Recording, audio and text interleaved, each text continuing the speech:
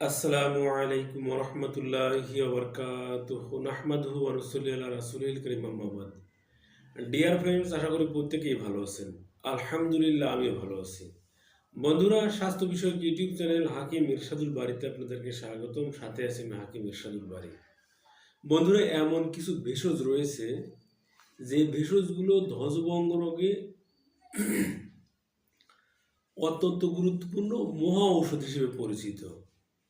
বন্ধুরা, এমনই একটি ভেষজ হচ্ছে আকরকরা। প্রচলিত আছে যে সংসার না ভেঙে খাট ভাঙুন।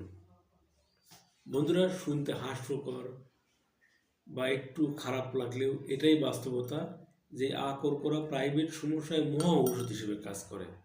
বীর্যকে যেমন ঘন গাঢ় আঠালো করে, বীর্যকে ধরে রাখে, সেই সাথে প্রাইভেট অঙ্গকে শক্তিশালী ও মজবুত করে।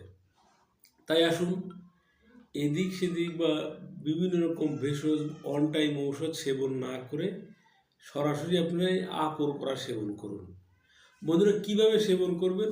বন্ধুরা, দেখতে এরকম পাটকাঠির মতো মনে হলেও এই আকরকরা চিকন চিকন করে কেটে কড়া রোদে শুকিয়ে নিন।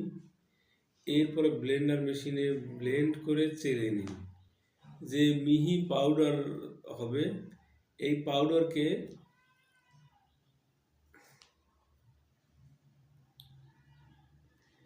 1 থেকে 2 গ্রাম পরিমাণ পাউডার